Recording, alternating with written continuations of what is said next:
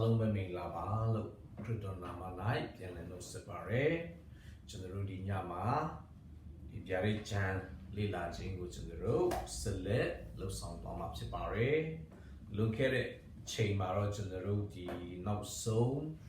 တင်တန်းအနေနဲ့ကျွန်တော်တို့ဗျာဒိတ်ချမ်းခန်းကြီး19ကိုကျွန်တော်တို့လေ့လာပြီးခဲ့ပါပြီဒီဗျာဒိတ်ချမ်းခန်းကြီး19ကအထူးသဖြင့်ခရစ်တော်ဒုတိယအကြိမ်ကြွလာခြင်းနဲ့ပတ်သက်တဲ့အချက်လက်တွေဖြစ်ပါတယ်ဆိုတော့ဗျာဒိတ်ချမ်းခန်းဒီနေ့မှာတော့ကျွန်တော်တို့ဗျာဒိတ်ချမ်းခန်းကြီး19နဲ့20ကြားထဲမှာရှိတဲ့ဒါအဖြစ်ပြက်များအကိုပြောင်းကာလပေါ့နော်အကိုပြောင်းများကိုကျွန်တော်တို့အနေငယ်လေ့လာသွားမှာဖြစ်ပါတယ်ဗျာဒိတ်ချမ်းကိုအခန်းကြီးလိုက်ကျွန်တော်တို့လေ့လာသွားတဲ့အခါမှာဒါကတော့ book by book chapter by chapter verse by verse ကျွန်တော်တို့လေ့လာခြင်းဖြစ်တယ်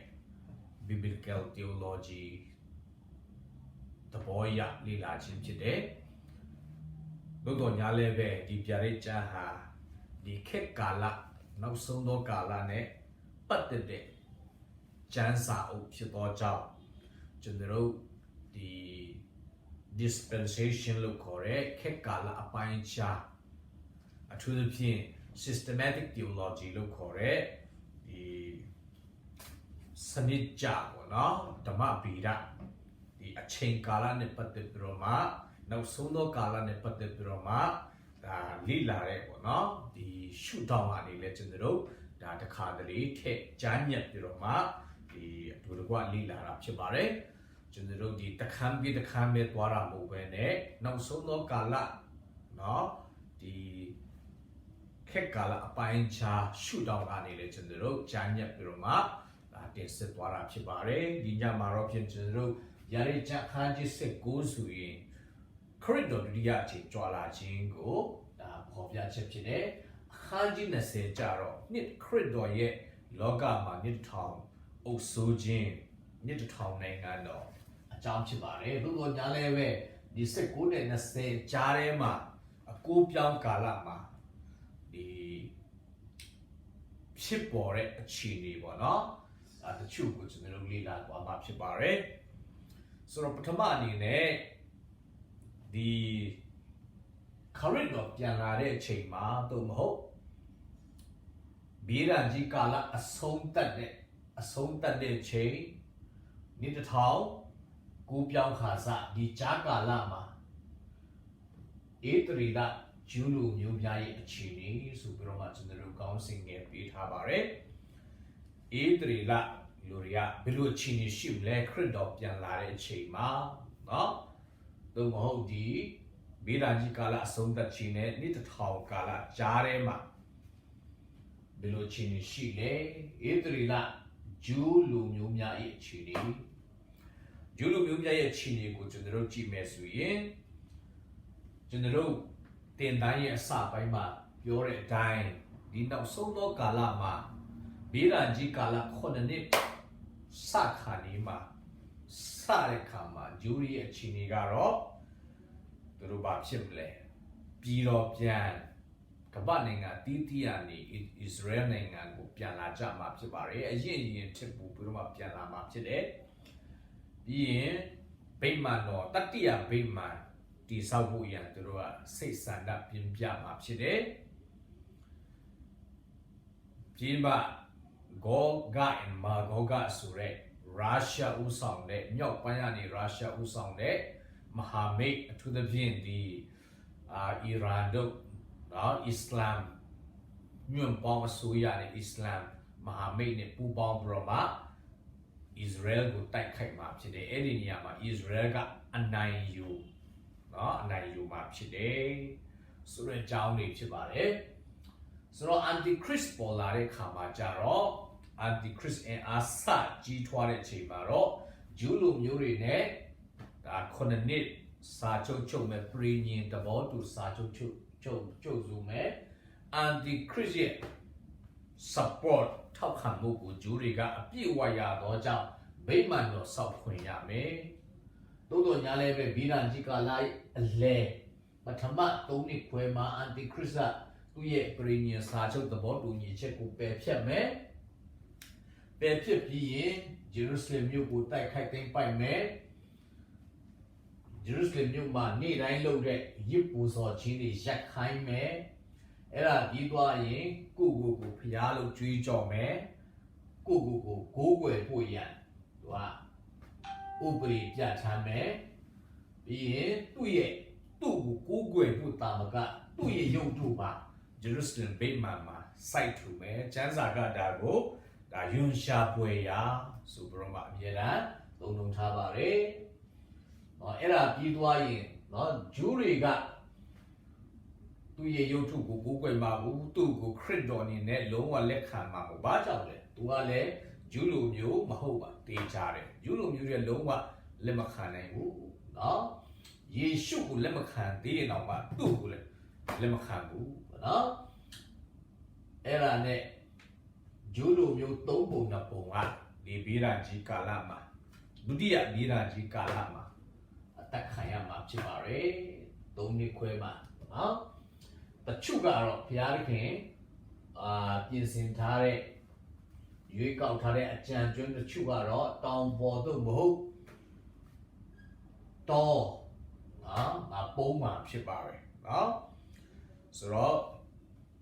ဟုတ်ပြီ Antichrist ကဂျူရီကိုဘယ်လိုလုပ်မလဲဂျူရီရဲ့အခြေအနေကဒီ၃နှစ်ခွဲမှာ Antichrist ကစတင်ပြီးတော့မှဂျူရီကိုညင်ပန်းနှိပ်စက်မှာဖြစ်ပါတယ်အဲ့ဒါကိုကျွန်တော်တို့ဘယ်မှာတွားတွေ့ရလဲဆိုတော့ဇာခရိခန်းကြီး73အငယ်8ကနေ9မှာကျွန်တော်တို့တွေ့ရပါတယ်ဇာခရိခန်းကြီး73အငယ်8ကနေ9ဇာခရိခန်းကြီး73အငယ်8ကနေ9ထာဝရဘုရားမိန့်တော်မူသည်ကတပြည်လုံးသုံးစုတွင်နှစ်စုကိုပဲဖြစ်၍အတိခံရသဖြင့်တစုသာကြံကျွန်းရလိမ့်မည်ထိုတစုကိုမီးအလယ်သို့ငါလျှောက်သွားစီမည်ငွေကိုချွတ်တကဲ့သို့ချွတ်မည်ရွှေကိုစုံစမ်းတကဲ့သို့စုံစမ်းမည်သူတို့ဒီငါဟုတ်ပြီအဲ့ဒီထိပါနော်ဆိုတော့ဘုရားသခင်ကအေးသရီလလူမျိုးတွေကိုချွတ်မှာစုံစမ်းမှာဖြစ်တယ်အဲ့ဒါကြောင့်ယာကုပ်ရဲ့ဒုက္ခခံတဲ့ကာလလို့လည်းတင်စားတာဖြစ်တယ်တနည်းအားဖြင့်ဒုစရိုက်ကိုအဆုံးသတ်ဖို့ဒုစရိုက်ကိုစီးကြောဖို့ဖြည့်ရှင်းဖို့ဖြစ်ပါတယ်ဒီဗေဒကြီးကာလကပါနော်၃ပုံ၂ပုံအတက်ခံရမယ်တပုံသာကြံမယ်လို့ပြောထားပါတယ်ပေါ့နော်ဟုတ်ပြီဆိုတော့ဇာခရိခန်းကြီး14အငယ်1နှစ်မှာလည်းကျွန်တော်တို့တွေ့ရပါတယ်ထာဝရဘုရား၏ယတိရောက်သောအခါသူတစ်ပါးတို့သည်တင်ဤဥစ္စာကိုလူယူ၍တင့်လျင်၌ဝေဖန်ကြလိမ့်မည်ဂျေရုဆလင်မြို့ကိုတိုက်စေခြင်းကလူမျိုးပေါင်းတို့ကိုငါစုဝေးစေမည်မြို့ကိုတိုက်ယူပြီးလျင်အိမ်တို့ကိုလူယူလူရစ်၍မိမတို့ကိုအမွေအတ္တမပြုကြလိမ့်မည်မြို့သားတဝက်ကိုသိမ်းသွား၍တဝက်သာမြို့၌ကြံကျွန်းလိမ့်မည်အဲ့ဒီအချိန်ကဘယ်အချိန်မှာစတင်မလဲဒိုင်လခန်းကြီးကိုအငယ်20ခုမှာရေးထားပါတယ်ဒိုင်လခန်းကြီးကိုအငယ်20ခု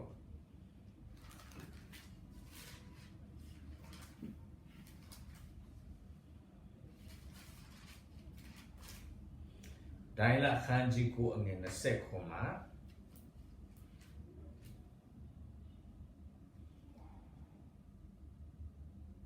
တည်င်းတွင်လူများတို့နှင့်ပရိညင်ဖွဲ့ခြင်းရှိ၍ထိုတည်င်းတဝက်တွင်ရစ်ပူဇော်ခြင်းနှင့်စက္ကပ်ခြင်းကိုပပျောက်စေလိမ့်မည်ယွန်ရှာဖွေသောအရာ၌အရာဤအထွတ်ပေါ်သို့ဖြစ်စေသောသူသည်ရောက်၍စီရင်ဆုံးဖြတ်သောတုတ်တင်ပဲရှင်းခြင်းသည်ပစ္စည်းအပ်သောသူတို့ကိုမလွမ်းမိုးမိတိုင်အောင်ထိုတို့ပြုလိမ့်မည်ဟုမှာပြောကြားပြောဤတဲ့နော်တည်င်းကိုပြင်ရင်စာချုပ်မယ်တည်င်းဆိုတာ9နှစ်ဖြစ်တယ်ဒါပေမဲ့တည်င်းတစ်ဝက်မှာသူကနော်ချိုးဖြတ်မယ်ပြင်ရင်ကိုရစ်ပူဇော်ခြင်းတွေလည်းရက်ခိုင်းမယ်တဲ့ယွန်ရှာဖွေရာကိုလည်းထားမယ်တဲ့ ဒီနေရာမှာပေါ့နော်ဟုတ်ပြီဂျူးလူမျိုးတချို့ကတော့မြေကြီးပေါ်မှာတော့မဟုတ်မြေကြီးထဲမှာတော့မဟုတ်တောင်ပေါ်မှာတော့တောထဲမှာပြေးမှာဖြစ်တယ်နော်တချို့ကတဘာဝလို့ဘုရားသခင်ကွယ်ကာမှာဖြစ်တယ်သူတို့ကပုံးမှာဖြစ်တယ်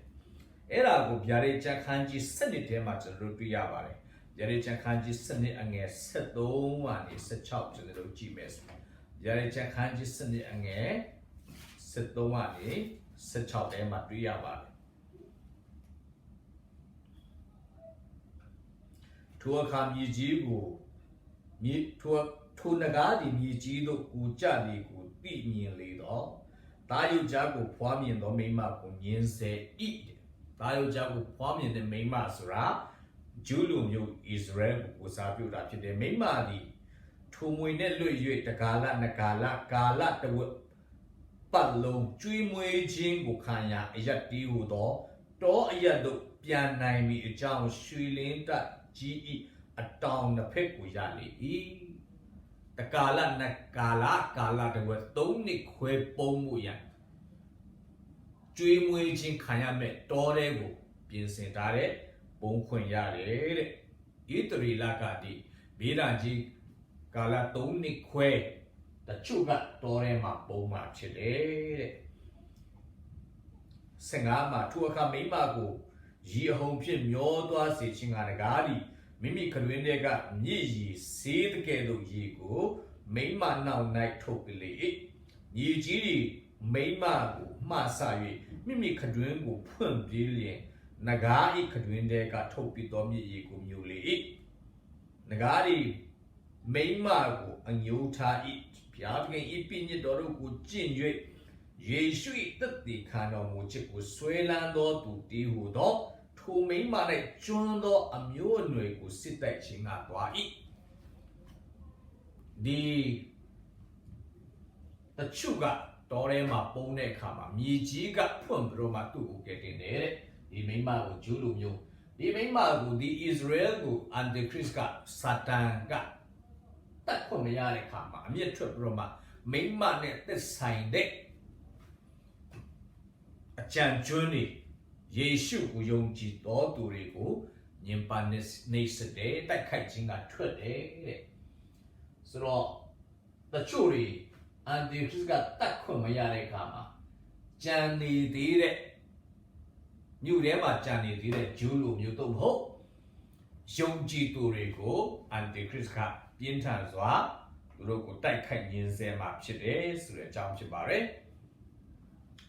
ဆိုရှမတဲခရစ်ဝင်ကျမ်းအခန်းကြီး24အငယ်15-16မှာလည်းကျွန်တော်တို့တွေ့ရပါတယ်ယေရှုကိုယ်တိုင်ယူဒပြည်၌ရှိသောသူသည်တောင်ပေါ်သို့ပြေးကြတောင်ပေါ်သို့ပြေးပါတဲ့ယူဒပြည်၌ရှိသောသူတွေလွတ်ဖို့ရန်တောင်ပေါ်သို့ပြေးပါတဲ့ဟေရှိယ16အငယ်1မှာမြေရှင်ထံတို့တိုးတငယ်ကိုပေးလိုက်ကြတော့တဲ့တေလမြို့မတော်တလျှောက်လုံးစီအောင်သူတို့သမီးဤတောင်ကိုပေးလိုက်ကြတော့တီလဆိုတာဆလာလို့အဓိပ္ပာယ်ရပါတယ်အဲ့ဒီဆလာပက်ထရာအခုဆိုရင်ဂျော်ဒန်ပြည်မှာရှိတဲ့ဂျော်ဒန်နိုင်ငံမှာရှိတဲ့ပက်ထရာကျောက်ဒါအဲ့ဒီကျောက်တွေထုလုပ်ထားတဲ့အဲ့ဒီဂူကျောက်အဲ့ဒီဂူထဲမှာနော်ဒီဂျူးလူမျိုးအကြံကျွန်းတွေကပုံမယ်လို့ဒါကျန်တဲ့ပုဂ္ဂိုလ်တွေကခံမှန်းကြတာဖြစ်ပါတယ်ဟေရှိယခန်းကြီး26အငယ်19နဲ့21ထဲမှာလည်းငါ၏လူတို့လာကြအတွင်းခန်းထဲသို့ဝင်၍တင်တို့ကိုကွယ်ကာသောတကားများကိုပိတ်ထားကြ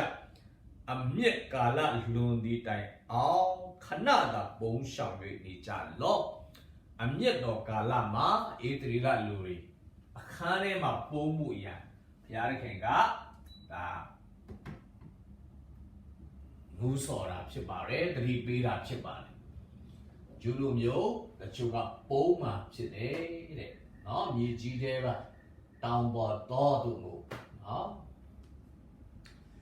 ဆိုတော့တချို့တော်သူတွေပုံးမယ်တဲ့ဟောရှိအခန်းကြီး2အငယ်14ထဲမှာလည်းတဖန်ငါဖျားယောင်းမိတော်လမ်းဖြင့်ပို့ဆောင်တော်လဲနှစ်သိမ့်စီသောစကားကိုင ngà biểu mỹ để đó là ngà này bu sòng mẹ tôi nói đó là đây qua bro mà bố mẹ số để tôi bảo chị đấy Zakri Khanji seli anh nghe tích cả này ngà đấy mà lấy cho tôi tuyệt vời tên đồ đi tòng giá chain làm chuyện chỉ trả lấy mỹ đấy chỉ mà xong người liên lộ bro mà ấy đi chain đấy mà nó chain quá thế lướt qua mẹ đấyคุณนักပြောတဲ့ဂျော်ဒန်နိုင်ငံမှာရှိတဲ့ဆလာလို့ခေါ်တဲ့ပက်ထရာကြောက်ဆောင်နော်အဲဒီကြားထဲမှာပြီးမယ်လို့ဒါယုံကြည်ကြတာဖြစ်ပါတယ်ဆိုတော့ antichrist ကခုနကဒီဂျိုးတွေကိုတတ်ခွင့်မရတဲ့ခါမှာမပုံးတဲ့ဂျိုးတွေမြို့ထဲမှာရှိတဲ့ဂျိုးတွေယေရှုကိုယုံကြည်တဲ့ယုံကြည်သူတွေညင်းဆဲမှာဖြစ်ပါတယ်ဒါ၍ညင်းဆဲမှာဖြစ်ပါတယ်ဆိုတဲ့အကြောင်းဖြစ်တယ်ဟုတ်ပြီဒီဗီဒာကြီးကာလအလယ်မှာ antichrist က Jerusalem ကိုတိုက်ခိုက်ပြီးတော့မှဒီသိမ်းပိုက်တဲ့အခါမှာဘယ်ကာလလဲကျွန်တော်တို့တိတိကျကျမသိပေမဲ့ဂျူးတွေကမပုံးတဲ့ဂျူးတွေကပြန်လဲပုံကံမှာဖြစ်ပါတယ်ပေါ့နော်ပြန်လဲပုံကံမှာဖြစ်ပါတယ်အဲ့ဒီနေရာမှာဂျူးတွေကတဘာဝလုံးစွမ်းအားရှင်နေလို့ဘုရားသခင်ကသူတို့ကိုဒါဒီခွန်အားပေးမယ်ဆိုတဲ့အကြောင်းကိုကျွန်တော်တို့တွေ့ရပါတယ်အထူးသဖြင့်ယောလအခန်းကြီး1အငယ်1နှစ်ထဲမှာဆိုရင်ဇိယွန်တောင်ပေါ်မှာတဘိုးကိုမုတ်ကြလောတန်ရှင်တော်ကတောင်ပေါ်မှာတရိပေးတန်ကိုပြုကြလောဇာခရိအခန်းကြီး7အငယ်6ကနေ8အာနေတော်သူတွေထိုကာလ၌ဒါဝိမင်းကဲ့သို့၎င်းဒါဝိမင်းအမျိုးသည်ဖျားသခင်ကဲ့သို့၎င်းသူတို့ရှိမှသာရဖျား၏ကောင်းကင်တမန်ကဲ့သို့၎င်းဖြစ်လိမ့်မယ်တဲ့ဒီပုံကံတဲ့အခါမှာ antichrist ကိုပုံကံတဲ့အခါမှာအာနေတော်သူကနော်ပြောရမယ်ဆိုရင်အသက်80လောက်ရှိတဲ့အဖွားကြီးတွေတောင်မှနော်အဖိုးကြီးတွေတောင်မှဒါဝိကဲ့သို့ဒါဝိဘုရင်ကဲ့သို့အားကြီးမယ်တဲ့ဒါဝိရဲ့အမျိုးတွေဟာတဲ့ဣသရေလလူမျိုးတွေကဖျားသခင်ကဲ့သို့ဖြစ်မယ်လို့ပြောတဲ့အခါမှာစွမ်းအားရှင်တွေကဲ့သို့ superman superwoman တွေကဲ့သို့ဖြစ်မယ်ပေါ့နော် Power Ranger တို့ X-Men တို့ပေါ့နော်သူတို့ရှိမှသာရပြည့်ကောင်းကင်တမန်ကဲ့သို့စွမ်းအားရှင်ကဲ့သို့ဖြစ်မယ်နော် antichrist ကိုပုံကံအတိုင်းတခုတွေတော်လာနိုင်တယ်ဆိုတာကျွန်တော်တို့ဒါသိရပါတယ်ဒီလူမျိုးဂျူးများက antichrist ကိုပုံကံလာတဲ့ခါမှာကြတော့ antichrist နဲ့သူ့ရဲ့မဟာမိတ်တွေအပေါင်းပါတွေကနော်ဒီဂျူးတွေဣသရေလလူမျိုးတွေကိုတိုက်ခိုက်ဖို့ရန်ဂျေရုဆလင်တို့ခြိတက်ပြီးတော့မှာပေါ့နော်ဒါဆူဝေးလာကြတာကိုကျွန်တော်တို့ဒါတွေ့ရတယ်နော်ဂျူးတွေကပုံကံတော်ကြောင့် antichrist နဲ့အပေါင်းပါများကအရှိဖက်ကညီထွေရဘက်ကရှင်ဘီနေဆွေလာပြီးတော့မှယူဖရမြစ်က6ခန်း6သွားမယ်အနောက်ဘက်ကလည်းလာမယ်တောင်ဘက်ကလည်းလာမယ်ပေါ့နော်ဆိုတော့သူတို့လာပြီးတော့မှဒီနေရာမှာစုစည်းကြမှာဖြစ်ပါတယ်နော်ဟုတ်ပြီ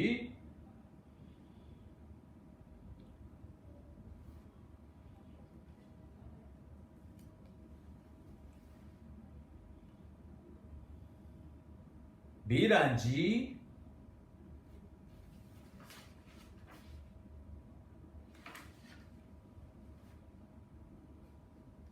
ဗီရန်ကြီးကာလပထမ3နှစ်ခွဲမှာဒီမျိုးစစ်ကျဲတဲ့တက်တိခန္ဓာပါမျိုးစစ်ကျဲတဲ့ဂျူး3,400,000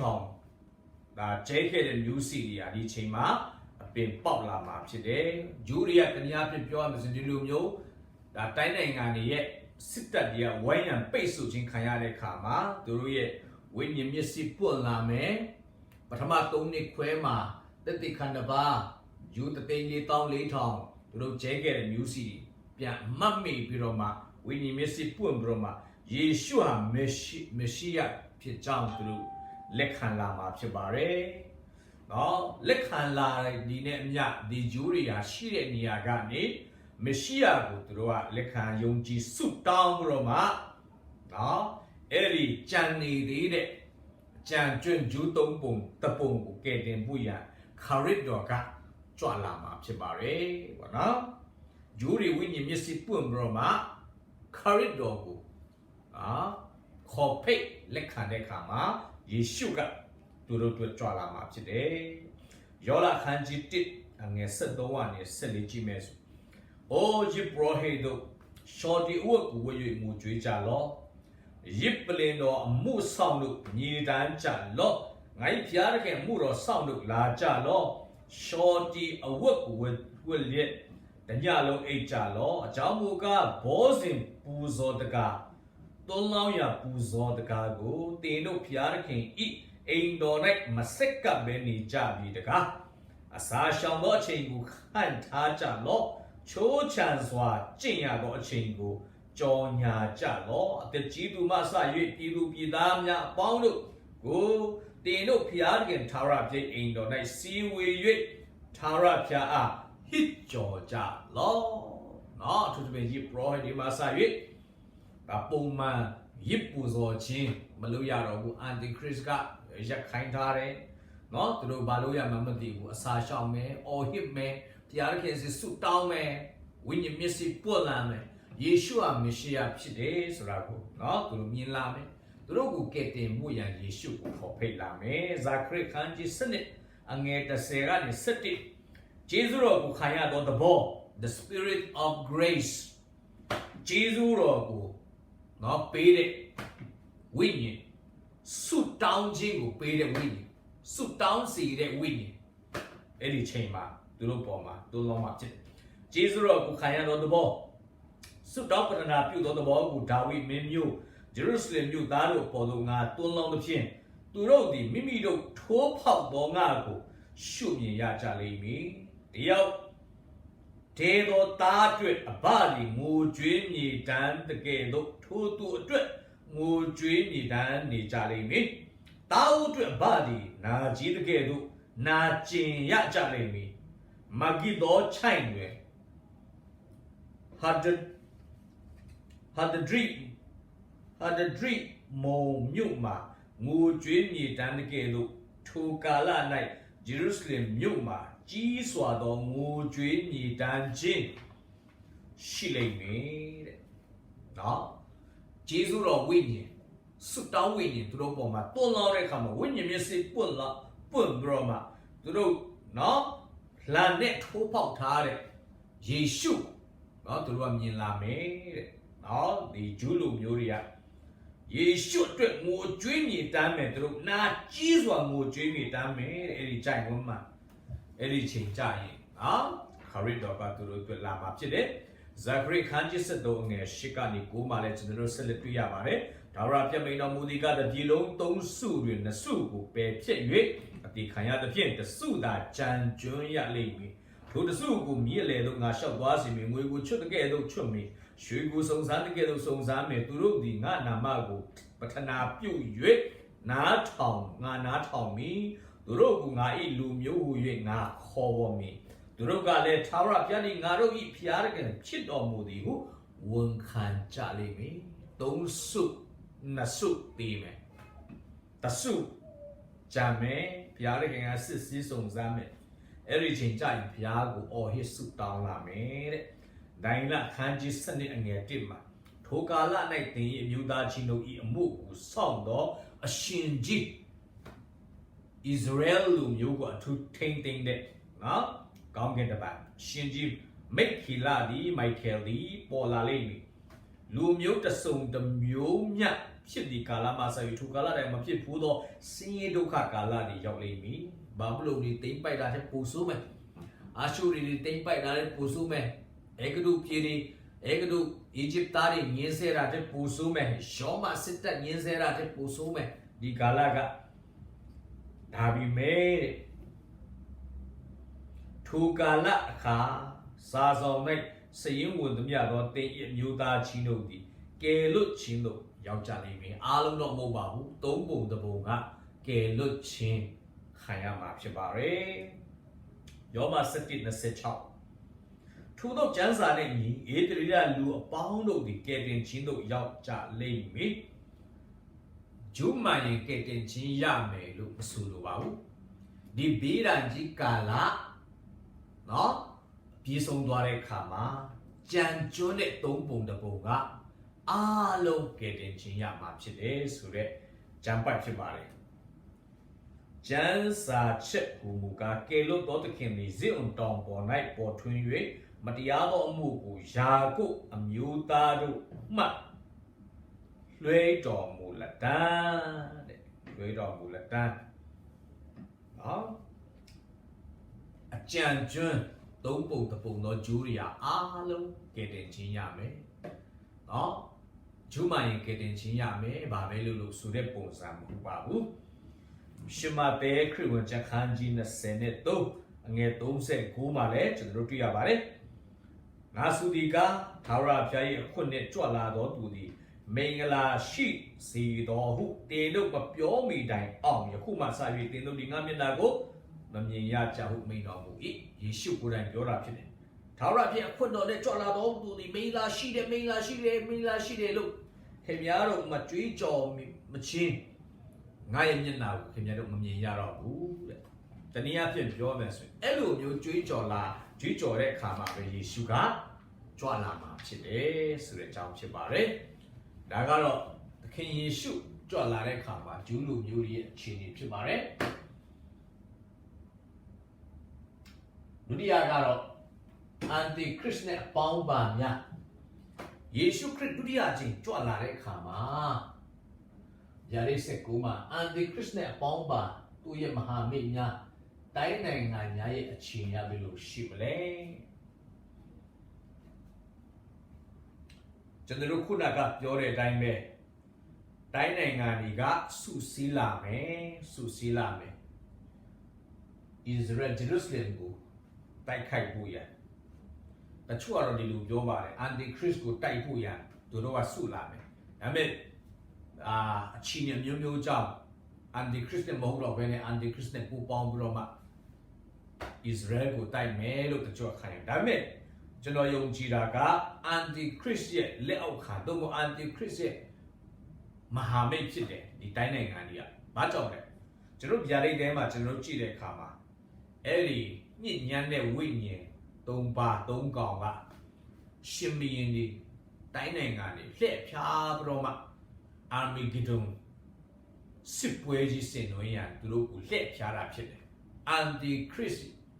ကိုပန့်ဖို့ရဝိညာဉ်ဆိုးတွေကလှည့်ဖြားတာဖြစ်ပါတယ်အဲ့ဒါကြောင့်သူတို့အန်တီခရစ်နဲ့ပူးပေါင်းပြီးတော့မှဂျူးလူမျိုးတွေကိုတိုက်ဖို့ဣသရေလကိုတိုက်ဖို့သူတို့ရောက်လာကြတာဖြစ်တယ်ဒီတိုင်းနိုင်ငံကစစ်တပ်တွေကဆိုတော့အဲ့ဒီအကြောင်းကိုကျွန်တော်တို့ဒိုင်လာခန်းကြီး17အငယ်40မှာလည်းကျွန်တော်တို့တွေ့ရပါတယ်ဒိုင်လာ17အငယ်40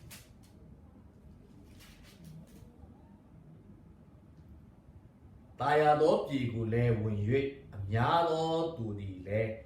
ဆုံးရှုံးကြလိမ့်မည်တို့ရာတွင်သူဤလက်မှလွတ်သောသူမူကားတဲ့တာယာသောပြည်ဆိုတာဣသရေလယူဒာပြည်ကိုပြောချင်တာဖြစ်တယ်အန်တီခရစ်ကဝင်ရောက်မယ်တဲ့နော်တိုက်ခိုက်ဖို့ရအငယ်45ချီပေါ့နော်ထိုမင်းဒီအပြည်တို့ကိုတို့ရာတွင်သူဤလက်မှလွတ်သောသူမူကားအဲဒုံပြည်သားမောဘပြည်သားအာမွန်မျိုးသားကြီးတို့သည်လွတ်ကြလိမ့်မည်တဲ့ထိုမင်းဒီအပြည်တို့ကိုအောင်မြင်ရလိမ့်မည်အဲဂရုပြည်လည်းမလွတ်ရထိုပြည်မှာရှိသောရွှေဘဏ္ဍာငွေဘဏ္ဍာဖိုးထိုက်သောဥစ္စာများကိုအပိုင်ရလိမ့်မည်တဲ့လိဗုပြည်သားနဲ့ကုရှပြည်သားတို့သည်သူ့နောက်သို့လိုက်ကြလိမ့်မည်တဲ့တို့ရာတွင်သူသည်အရှိမျက်နှာမြောက်မျက်နှာအရက်မှတရင်ကိုကြား၍စိတ်ပူပန်သဖြင့်လူအများတို့ကိုဖျက်ဆီးတုတ်တင်ပယ်ရှင်းခြင်းကကြီးစွာသောဒေါသနှင့်အမျက်နှင့်ထွက်သွားလိမ့်မည်ပင်လေကြားမှာဘုံကြီး၍တန်ရှင်းသောတောင်ပေါ်၌ဆိုင်ရာတဲတော်ကိုတည်ဆောက်ပြီးလျှင်အဘယ်သူမျှမဆခြင်းကမတတ်နိုင်၍ဆုံးရှုံးခြင်းတို့ရောက်လိမ့်မည်အန်တီခရစ်ကတိုင်းနိုင်ငံမျိုးကိုတွေ့ဝိတ်နည်းနဲ့၎င်း စစ်ဗျူဟာနေတဲ့၎င်းတို့ကလွှမ်းမိုးထားတာဖြစ်တယ်အနိုင်ယူထားတာဖြစ်တယ်တနည်းအားဖြင့်ပေါ့နော်ဆိုတော့တန်တမာနေတဲ့၎င်းစစ်ရေးနဲ့၎င်းသူနိုင်ယူတာသူ့ဖြစ်ပါအောင်နော်အဲ့ဒါကြောင့်တာယာတော်ပြည်ကိုတိုက်ဖို့လာတာဖြစ်တယ်နော်ယောလခန်းကြီး3အငယ်1ကနေ3အငယ်9ကနေ15ထဲမှာဆိုရင်ဘယ်နေရာလဲဆိုတော့ယောရှဖတ်ချိုင်ဝမ်လို့ပြောတာဖြစ်တယ်အဲ့ဒီစစ်တပ်နိုင်ငံတကာစစ်တပ်ရဘယ်မှာရောက်လာယောရှဖတ်ချိုင်ဝမ်လို့လည်းပြောတယ်မေဂီဒေါနော်မေဂီဒေါတောင်မေဂီဒေါချိုင်ဝမ်လို့လည်းခေါ်တယ်ယေဇရီလချိုင်ဝမ်လို့လည်းခေါ်တယ်ဖြက်စီးရချိုင်ဝမ်လို့လည်းခေါ်တယ်ဆုံးဖြတ်ရချိုင်ဝမ်လို့လည်းခေါ်တယ်ကွက်မြက်ရချိုင်ဝမ်လို့လည်းခေါ်တယ်အဲ့ဒီနေရာမှာသူတို့ဆုလာမှာဖြစ်တယ်အဲ့ဒီချိုင်ဝမ်နော်ယေဟောရှဖတ်ချိုင်ဝမ်မေဂီဒူချိုင်ဝမ်ယေဇရီလဂျေဇရဲလချိုင်ဝမ်ဖြစ်စီးရချိုင်ဝမ် Valley of Destruction Valley of Decision ဆုံးဖြတ်ရချိုင်ဝမ်ကွက်မြက်ရချိုင်ဝမ်အာမီဂဒုံစစ်ပွဲအတွက်သူတို့ရောက်လာကြတာဖြစ်ပါတယ်အာမီဂဒုံစစ်ပွဲနဲ့အဲ့ဒီချိုင်ဝမ်နဲ့ပတ်သက်ပြီးတော့မှဒီဗျာဒိတ်ချက်ခန်းကြီး16မှာကျွန်တော်ဒါတင်ဆက်ပြီးသွားပါပြီကျွန်တော်ရဲ့ Facebook ပေါ်မှာ၎င်း International Roma Ministry account နဲ့ YouTube ပေါ်မှာ၎င်းပြန်ရှာလို့ရပါတယ်ကျွန်တော်ဒီချိုင်ဝမ်အကြောင်းဒီအာမီဂဒုံစစ်ပွဲအကြောင်းကျွန်တော်ရှင်းပြပေးခဲ့ပါပြီပေါ့နော်ဇာခရီအခန်းကြီး7အငယ်9မှာဇာခရီအခန်းကြီး7အငယ်9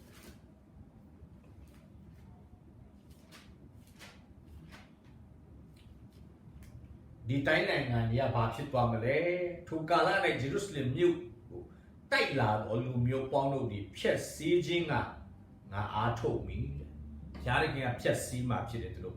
စစ်ပွဲတော်မှာဖြစ်လိုက်ရဘူးနော်ယေရှုခရစ်ကသူ့ရဲ့ခတွင်းကနေထွက်တဲ့နှုတ်ကပတ်တော်ဝိညာဉ်တော်တကူအားဖြင့်သူတို့ကိုဖျက်ဆီးတာဖြစ်ပါတယ်တိုက်ပွဲကတစ်ဖက်သက်ဖြစ်ပါတယ်တိုက်ပွဲဆိုတာတရားစီရင်တာဖြစ်ပါတယ်သူတို့ကတရားစီရင်ခြင်းခံရတယ်တိုင်းနိုင်ငံပေါင်းဇာခရစ်ခန်းကြီး14အငယ်1မှာဆိုရင်သူတို့ကဘယ်လိုပုံစံလဲဘယ်လိုပုံစံဖြစ်စေခြင်းခံရမှာလဲ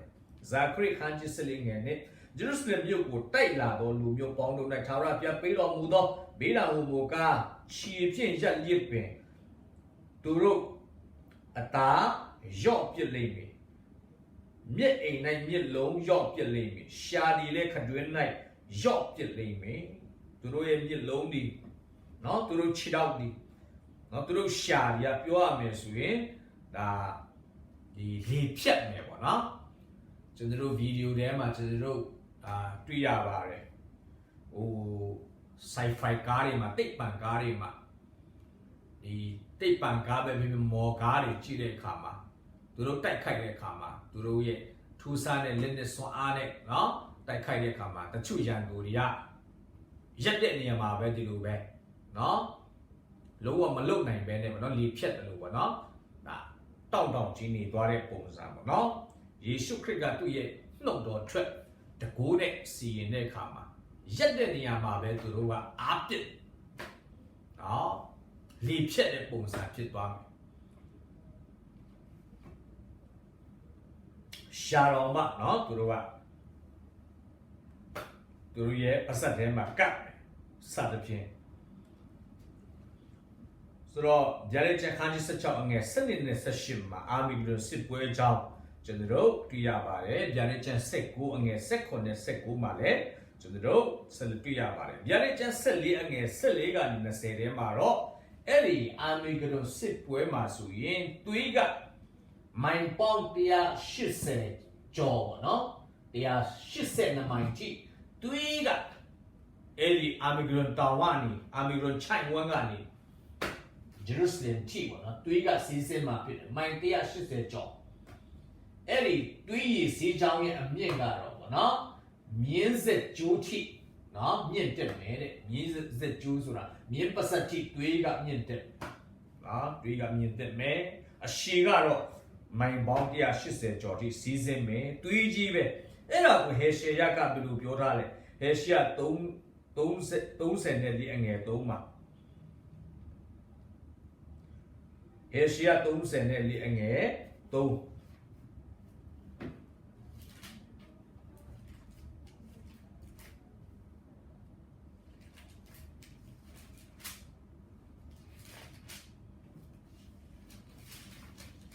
ဟေရှာ30နဲ့ဒီအငယ်3မှာသူတို့တွင်အသေးခံရသောသူတို့ကိုပြင်သို့ပစ်လိုက်သဖြင့်အသေးကောင်တို့သည်နန်စော်၍သူတို့၏အသွေးဖြင့်တောင်တို့သည်အည်ဖြစ်ကြလိမ့်မည်တဲ့သူတို့ရဲ့အသေးကောင်တွေနော်အဲ့ဒီအသေးကောင်တွေအလောင်းတွေအပြင်တို့ပစ်လိုက်တဲ့အခါမှာတဲ့အသေးကောင်တွေနန်စော်တယ်အဲ့ဒီရုပ်အလောင်းတွေစစ်သားတွေအလောင်းတွေသူတို့သွေးဖြင့်တောင်ကအည်ဖြစ်သွားမယ်တောင်တော်မှအည်ဖြစ်သွားမယ်နော်တောင်တော်မှသွေးကဖုံးလွှမ်းမယ်ဆိုတဲ့သဘောဖြစ်ပါတယ်။ဒါကတော့ဂျေရုဆလင်ကိုလာတိုက်မဲ့နော်အာမီဂဒွန်စစ်ပွဲမှာလာတိုက်မဲ့တိုင်းနိုင်ငံတွေအန်တီခရစ်ရဲ့အပေါင်းပါတွေရဲ့ခံရမဲ့တရားစီရင်ခြင်းခံရမဲ့အခြေအနေဖြစ်ပါတယ်။နော်ဟုတ်ပြီနောက်တစ်ခုသခင်ယေရှုကြွလာတဲ့အခါမှာနော်ဘယ်လိုပုံစံနဲ့ကြွလာမလဲဘုံတကူကြီးစွာဖြင့်ခရစ်တော်ကကြွလာမယ်တို့မဟုတ်ထင်ရှားလာမယ်ဘုံတကူကြီးစွာဖြင့်ခရစ်တော်ကြွလာခြင်းထင်ရှားခြင်းဆိုတော့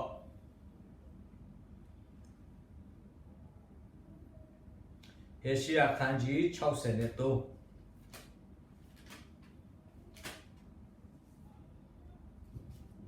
အငယ်1ကနေ6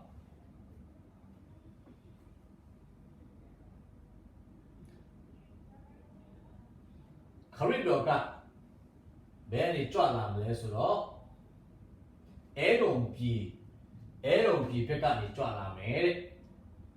အဲရုံပြည်ကနေကြွလာပြီးတော့မှဗိမာန်တော်အရှိတကားစီတို့ဝင်လာမယ်တဲ့ကျန်တဲ့ပုဂ္ဂိုလ်တွေအခုလောလောဆယ်တော့အဲ့ဒီအရှိဘက်တကားကမွတ်စလင်တွေကအတီးပိတ်ထားတယ်သူတို့ကလည်းဒီဂျမ်ဘိုက်ကိုနော်ဒါကြားဘူးတော့အရှိဘက်တကားကိုသူတို့ပိတ်လိုက်တယ်လို့ကျွန်တော်တို့သိရတယ်တော်ညာလည်းပဲခရစ်တော်ပြန်လာတဲ့အချိန်မှာနော်အဲတို့ပြည်ဘက်ကနေလာမယ်တန်လွန်တော်ပေါ်မှာခြိချမယ်မိုးတိမ်စီးမယ်ကောင်းကင်ဘုရားရှင်နဲ့လာမယ်ဂျေရုဆလင်မြို့သားတွေအားလုံးမြင်ရမယ်ယုံကြည်သူရောမယုံကြည်သူရောဗိမာန်တော်အရှိဘက်တကားမှာဝင်လာမယ်ခုနကပုံးနဲ့နော်အကြံကျွန်းကျိုးတွေကိုသူကခေါ်ဆောင်လာမယ်ခေါ်ထုတ်လာမယ်ဆိုတဲ့သဘောဖြစ်ပါတယ်ဟေရှာယ63အငယ်1ကနေ6ကျွန်တော်တို့ရင်ဖျောက်တင့်တယ်တော့အဝတ်တစားစင်ချင်းကြီးသောတကိုးကြောင့်ဝါကြွားခြင်းရှိ၍ပန်းဆိုးသောအဝတ်ကိုဝတ်လျက်အဲတုံပြည်ဘောဇရမြို့မှလာသောဤသူကအဘယ်သူဖြစ်ပါလိမ့်မည်နည်း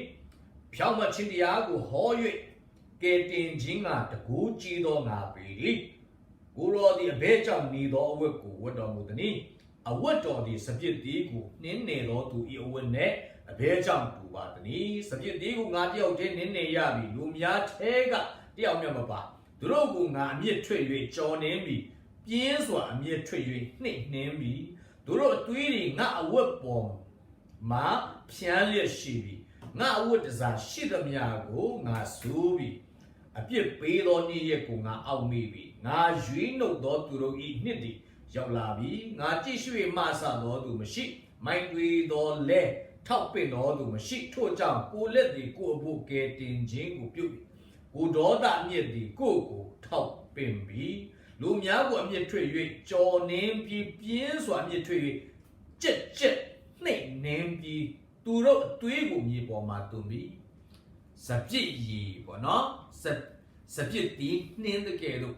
ညစ်တဲ့ကဲတော့ဘုရားသခင်ရဲ့တရားစီရင်ခြင်းအမြင့်တယောက်ကဖြစ်တယ်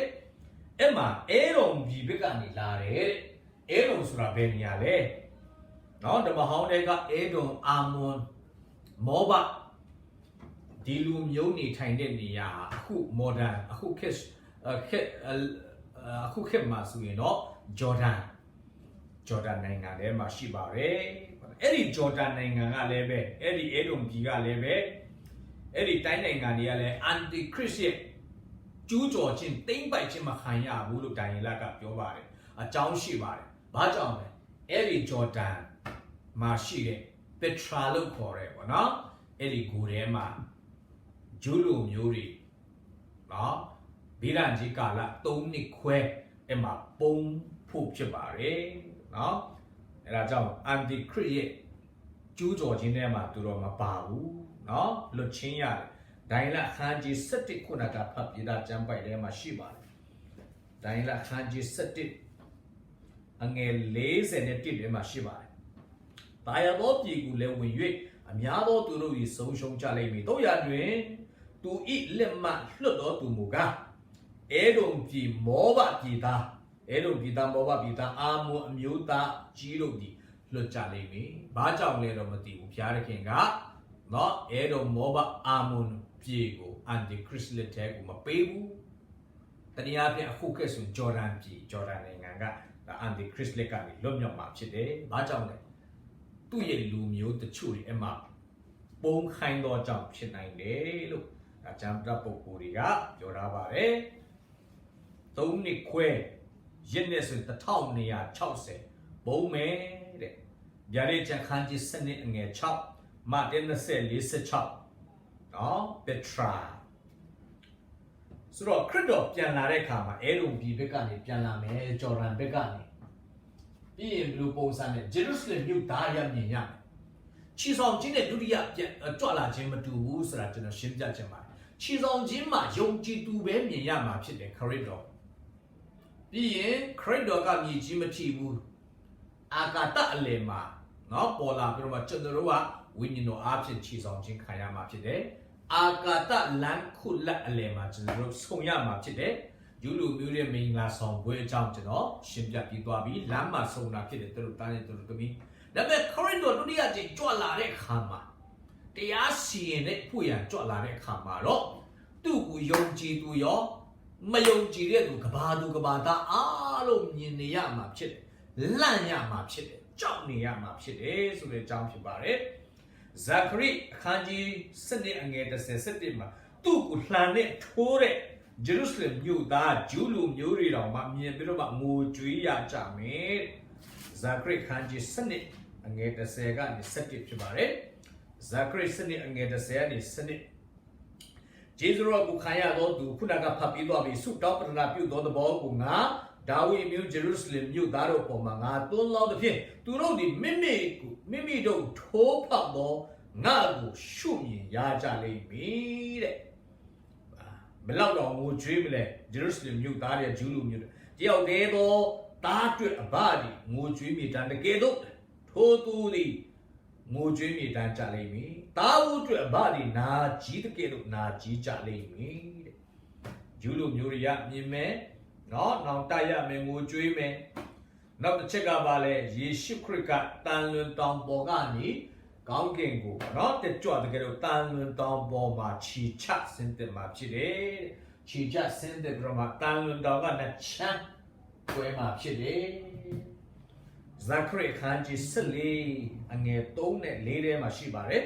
ဒါဝရဘုရားဒီလေစစ်တိုက်ရာကာလ၌တိုက်တကယ်လို့ထိုလိုမျိုးတို့ကိုတိုက်သွားတော်မူမည်ထိုနေ့ရက်၌ခြေတော်သည်ဂျေရုဆလင်မြို့ရှိတန်လွန်တောင်ပေါ်မှာရက်၍တန်လွန်တောင်သည်အရှိဘက်မှအနောက်ဘက်တိုင်အောင်အလယ်၌နော်အလယ်၌ကွဲသဖြင့်အလွန်ကြီးသောဂျိုင်းဖြစ်လိမ့်မည်တောင်တဝက်သည်မြောက်ဘက်သို့၎င်းတောင်တဝက်သည်တောင်ဘက်သို့၎င်းရွေ့လိမ့်မည်တဲ့တန်လွန်တောင်ကနှစ်ချမ်းအရှိနဲ့နောက်ပေါ့နော်နှစ်ချမ်းကွဲတဝက်ကမြောက်ဘက်မှာတဝက်ကတောင်ဘက်မှာနော်နှစ်ချမ်းကွဲဟုတ်ပြီနောက်တစ်ခုကပါလေယေရှုခရစ်ကကောင်းကင်မှာပေါ်လာပြီးတော့မှမိုးတိမ်စီးပြီးလာမယ်တဲ့မိုးတိမ်စီးပြီးလာမယ်ရှမသက်24အငယ်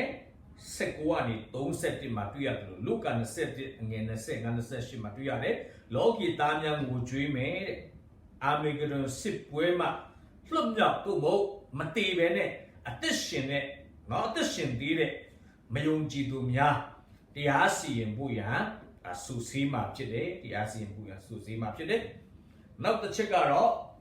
ယေရှုခရစ်ဟာကောင်းကင်ဘုံကြီးနဲ့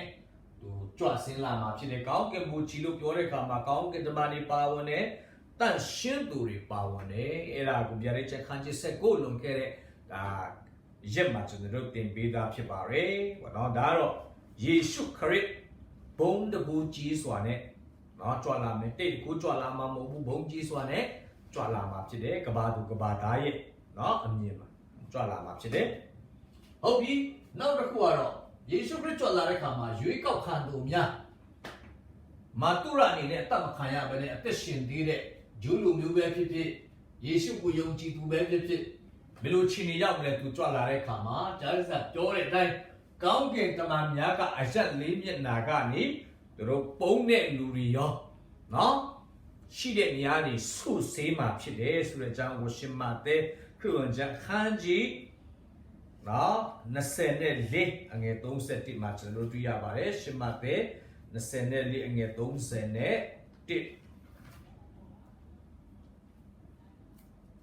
Okay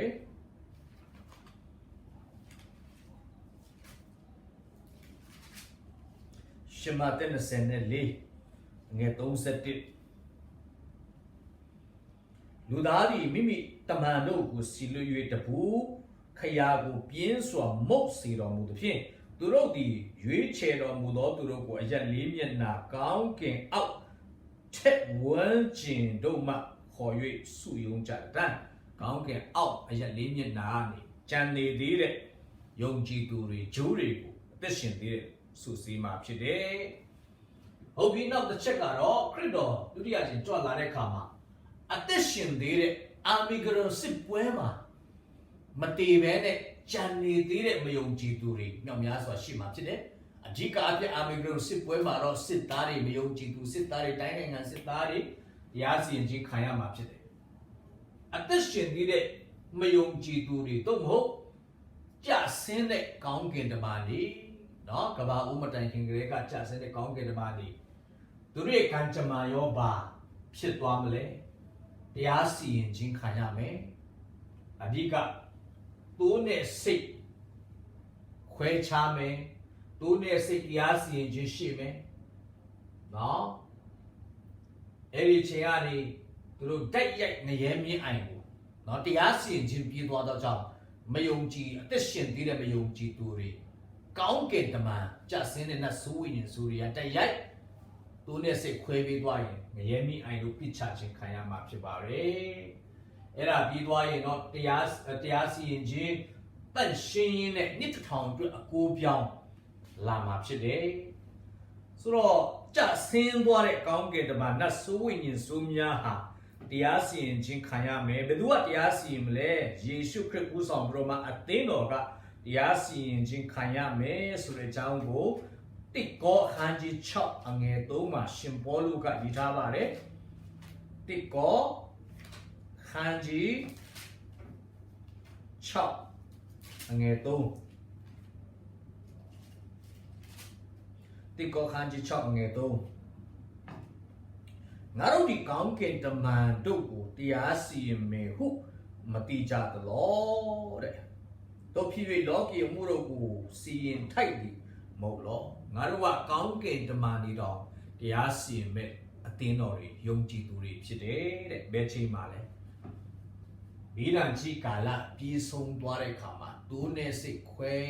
ခြားတဲ့အခါမှာနှစ်တစ်ထောင်မရောက်မီစရင်ရှင်းတမ်းမှာကျွန်တော်တို့ကကောင်းကင်တမန်တွေကိုတရားစီရင်ရမှာဖြစ်ပါတယ်မိလန်ကြီးကာလအဆုံးမှာနော်အသက်ရှင်သေးတဲ့လူမျိုးတိုင်းနိုင်ငံတွေကဒိုးနဲ့စိတ်ခွဲခြားခြင်းခံရမယ်အဲ့ဒါကိုရှင်မသက်25 31နဲ့32မှာကျွန်တော်တို့တွေ့ရပါတယ်ရှင်မသက်25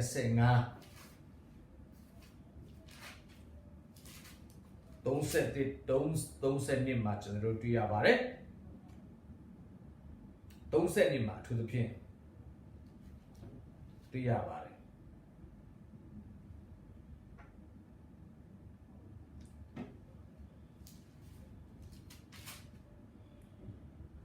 လူသားတွေမိမိဘုံအာနုဘောကိုဆောင်ရွက်တန့်ရှင်းသောကောင်းကင်တမန်များအချမ်းရံတို့နဲ့အတူကြွလာတော်မူသောအခါ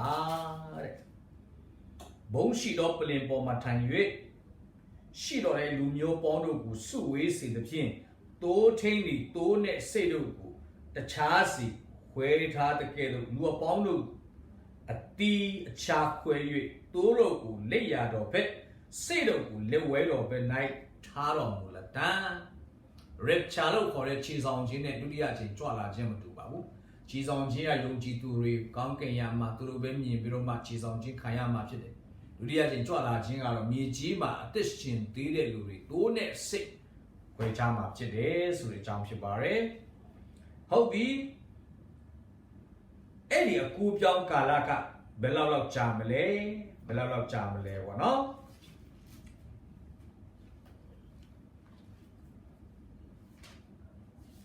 နှစ်တစ်ထောင်ဝင်ဖို့ရန်ဘယ်လောက်ကြာမလဲအဲ့ဒီတစ်ချက်ကစိတ်ဝင်စားစရာကောင်းပါတယ်ဒိုင်လာခန်းကြီး7အငယ်7ကြည့်ရအောင်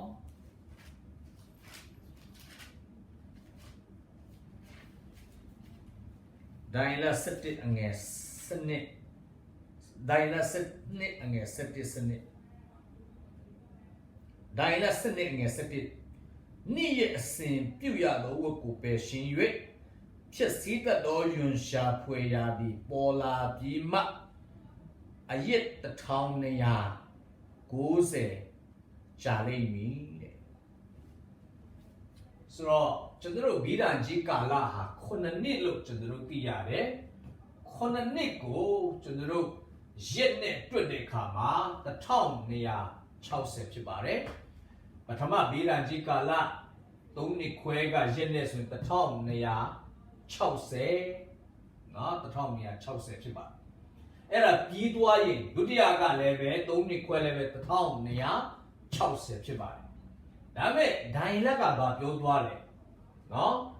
ရစ်ပူဇော်ခြင်းတွေနေ့စဉ်လုပ်တဲ့ရစ်ပူဇော်ခြင်းတွေရပ်ပြီးမှနော်ရွှေရှာဖွေရနော်ဒီနေရာမှာအငယ်7နေ့စဉ်ပြုတဲ့ဝတ်ကိုပယ်ရှင်းပြီးတော့မှဖြည့်ဆည်းတဲ့ရွှေရှာဖွေရပေါ်လာပြီးမှနော်ဘယ်လောက်ကြာမလဲဆိုတော့1290ရက်ပေါင်းကြာမယ်တဲ့ဆိုတော့ဗေဒန်ကြီးကာလကဘယ်လောက်ကြာသေးလဲဆို1290ဘာပြင်းပါလဲနေ့စဉ်ပြုတဲ့ရစ်ပူဇော်ခြင်းရပ်မယ်ပြီးရင်အန်တီခရစ်ရဲ့ရုပ်တုစိုက်မယ်အဲ့ဒါပြီးမှနော်1290ကြာဒါပေမဲ့3နှစ်ခွဲဆိုတာက1260ဖြစ်ဘာဖြစ်လို့30နော်လိုသေးလဲရက်ပေါင်း30နဲ့1260ပေါင်းတဲ့အခါမှာခုနကတိုင်းလာပြောတဲ့1290ဖြစ်ပါတယ်အဲ့ဒါကြောင့်ဒီ30ကပဲမှာလဲဆိုတော့ရစ်ပူဇော်ခြင်းရပ်ပြီးတော့မှအန်တီခရစ်ရဲ့ရုပ်ထုစိုက်ထူခြင်းဒီကြားထဲမှာကြားကာလထဲမှာရက်ပေါင်း30ကြာတာဖြစ်တယ်အန်တီခရစ်ဂျိုးတွေကိုဗိမာန်တော်မှာနေ့စဉ်ပြုတဲ့ရစ်ပူဇော်ခြင်းရပ်ခိုင်းမယ်အဲ့ဒါပြီးမှရက်30ကြာပြီးမှရုပ်ထုသူကစိုက်မယ်အဲ့ဒါပြီးမှဗီဒန်ကြီးကာလဆုံးမယ်အဲ့ဒါကိုရက်နဲ့ရေတွက်တဲ့အခါမှာတော့3နှစ်ခွဲ1260ရက်ပေါင်းအပေါင်းရက်ပေါင်း30 1290ဖြစ်ပါတယ်အငယ်7ကိုဆက်ဖတ်ရအောင်အရက်1335ရက်တိုင်အောင်ငှက်လင့်၍မိတော်သူသည်မင်္ဂလာရှိ၏တဲ့နော်ဒီနေရာမှာကျတော့ဒိုင်လက်ကပြောတယ်ရက်ပေါင်း1335ထိစောင့်နိုင်တဲ့လူမိတဲ့လူအဲ့ဒီထိမင်္ဂလာရှိတယ်ဘာကြောင့်လဲနှစ်ဗေဒန်ကြီးကာလပြီးသွားပြီးတော့မှနှစ်1000တည်းဝင်ခွင့်ရမယ်ဆိုတဲ့သဘောဖြစ်တယ်ဟုတ်ပြီဒါဆိုရင်ခုနကဗေဒန်ကြီးကာလအဆုံးသတ်မှုဒိုင်လပြောထားတာက1290ရှိသွားပြီဒါပေမဲ့မင်္ဂလာရှိတော်သူက1335ထိဝင်စားတဲ့လူဖြစ်တယ်ကြားထဲမှာနော်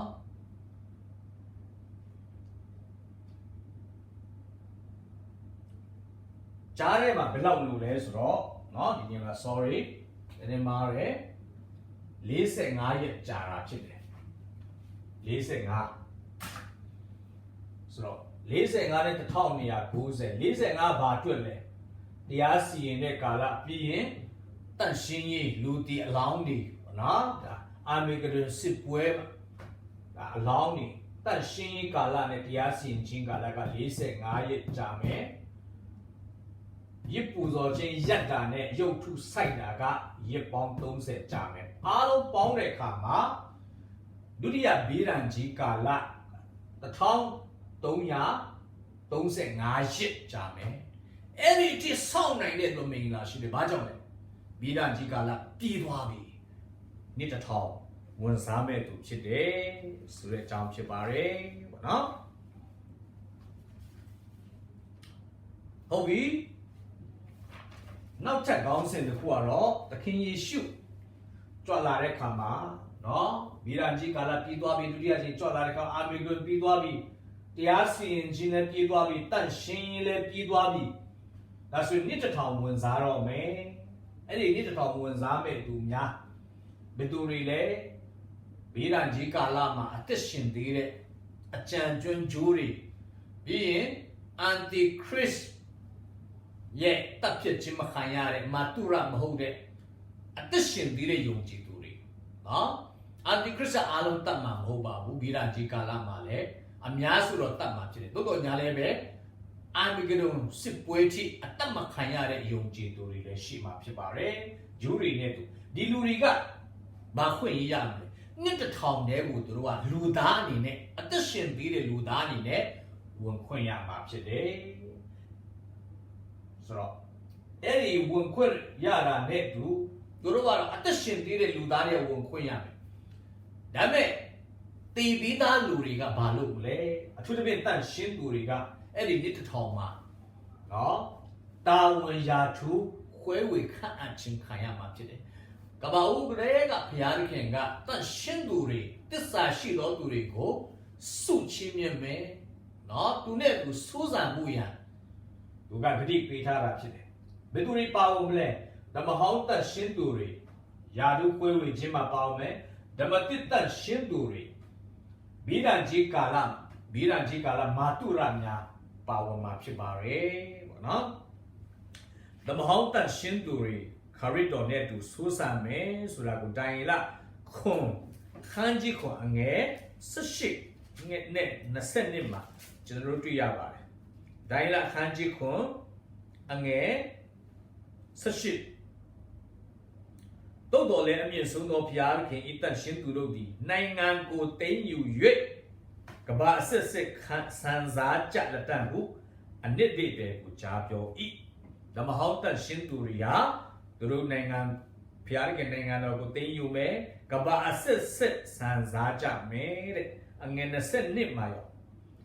အမြင့်ဆုံးသောဘုရားခင်ဤတန်ရှင်းသူတို့ကစီရင်ရသောအခွင့်ကိုပေး၍အုပ်ချုပ်ရတဲ့ခွင့်တရားစီရင်ရတဲ့ခွင့်ကိုပေး၍ထိုသူတို့၏နိုင်ငံကိုတင်းယူဝင်စားသောအချိန်ရောက်နေတိုင်အောင်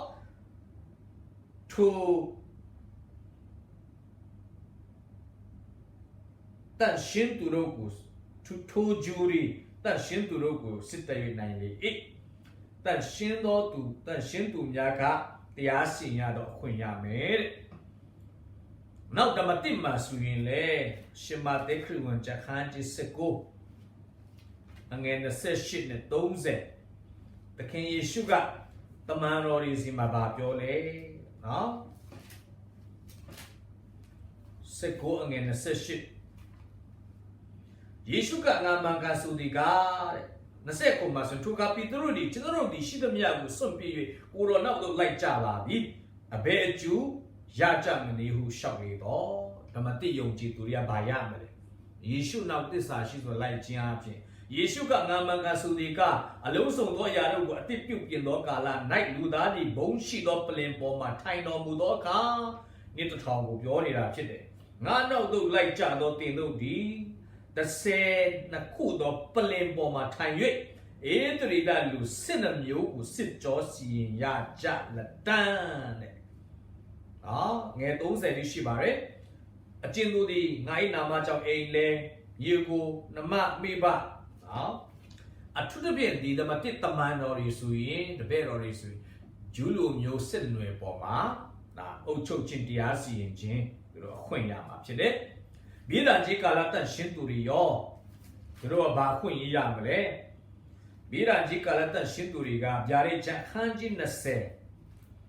啊，眼泪嘛，泪啊，你超的只能对呀吧。不连牙骨连牙米一，不连宝马看到土路的地下是呀都混骨呀加一，大爷呢，都一有都古么古鬼。对的，谁来嘛？古那铺那么看，人那么看，别你约，也许一得地看到目前的别个人一诺个不多找，那边吃进古看呀都都一为你们家古阿米一，都弄的得幸运，你的头发龙卡人多呢都，苏珊呀在一的，苏珊呀在，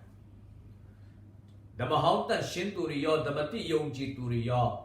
别人只讲了马杜来的哟，耶稣基督呢都，你的头嘛，苏珊嘛去的，比如苏珊嘞，喏，就是话亚洲大文，会为真看样嘛去的，把亚洲样么嘞，亚洲都有些的，欧洲都，喏如啦，新没人么，喏没有啥呢啥，喏第二都记，第二是嘛去的，那不过一波嘿。大卫是一里天在呀，出混也不一样嘛，ဖြစ်တယ်။ခရစ်တော်ကရှင်ပြန်ဖြစ်မယ်။နော်။ဒါဝိဒ်ကဣသရေလစစ်နွယ်ပေါ်မှာနော်မင်းသားလားအုပ်ချုပ်တော်သူလားတခုခုဖြစ်မှာဖြစ်တယ်။ဆိုတော့အုပ်ချုပ်သူတရားသူကြီးယစ်ပရောဟိတ်ဒီယာထူးသုံးမျိုးရှိတာဖြစ်ပါတယ်။ခုနကကျမ်းပိုက်ရဲ့အားဖြင့်ပေါ့နော်။ကျွန်တော်တို့သိရတယ်။ယာထူးကိုဘယ်ပေါ်မှာခြေခံပြီးတော့မှယာထူးအနေမြင့်ဆုံးဖြတ်မလဲဆိုရင်ရှင်မသေး25 14ကနေ29ပဲကြည်ကြည်လူကာခန်းကြီး19အငယ်17ကနေ29ပဲကြည်ကြည်တာဒုတစ္ဆာရှိသောငယ်သားကောင်းနော်တစ္ဆာရှိခြင်းပေါ်မှာတတ်ရှင်သူတွေယုံကြည်သူတွေဟာယာထုတာဝန်ခွဲဝေခြင်းခံရမယ်ရှင်မသေး25အငယ်14ထဲမှာဆိုမှဘာကြောင့်တွေ့ရလဲဘာနာဆိုးကြောင့်တွေ့ရတယ်နော်ဘာသာဆိုးကြောင့်တွေ့ရတယ်ငယ်သားတွေကိုနော်အခွက်50 20 30နော်တစ္ဆာရှိတော့ငယ်သားကောင်းတိုးပွားစေတယ်နော်50 100ရတယ်20 40ရတယ်30ဘာမှမလို့နော်ပြီးရင်မင်းကြည်ရာကိုခံယူဖို့ထွက်သွားတဲ့အမတ်သူငယ်သားတွေကိုအခွက်တပိတ်သားစီငွေပေးတယ်နော်တချို့10ခွက်ရတယ်စသဖြင့်ပေါ့နော်ထလင်းနဲ့ minus ဘာနာစုအကြောင်းကိုယေရှုရှင်းပြတာဖြစ်တယ်။တာဒုတစ္ဆာရှိသောငယ်သားကောင်းဒီငယ်သောအမှုမှာတစ္ဆာရှိသောသူတွေဟာကြီးသောအမှုရမယ်။မြို့10မြို့5မြို့တစ္ဆာရှိခြင်းအပေါ်မှာယာဒုခွဲဝေခြင်းခံရမယ်ဆိုတဲ့အကြောင်းဖြစ်ပါတယ်။ဟုတ်ပြီနော်ယေရှုခရစ်ဒုတိယအချိန်ကြွလာတဲ့အခါမှာတချို့ကိစ္စတွေရှိပါသေးတယ်။ဒါပေမဲ့ကျွန်တော်တို့ဝင်ကပြေးသားပါ။အဲ့ဒါရောပါလေအန်တီခရစ်နဲ့မိစ္ဆာပရိုဖက်ကဘာဖြစ်သွားမလဲ။သူတို့ကအရှင်လက်လက်ဖန်ခံပြတော့မှပြတဲ့16ငွေ20မှာနော်မာရနာနော်ခဏထားတဲ့နေရာမဟုတ်ဘဲနဲ့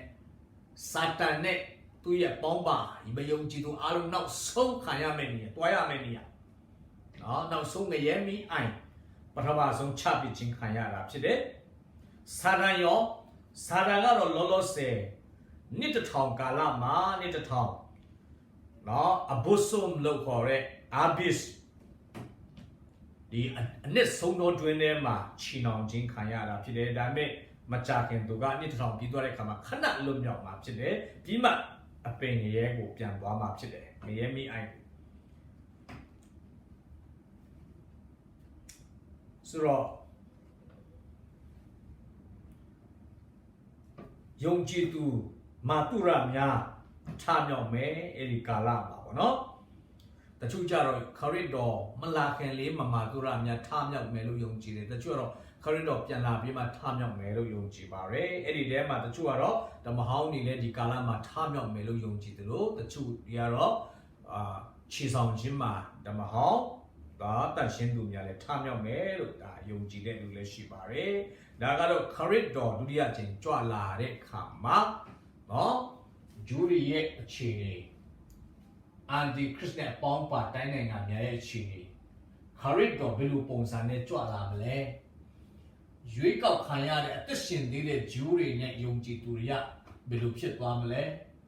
အသက်ရှင်သေးတဲ့မယုံကြည်သူတွေနဲ့ကြဆင်းတဲ့ကောင်းကင်သမားတွေ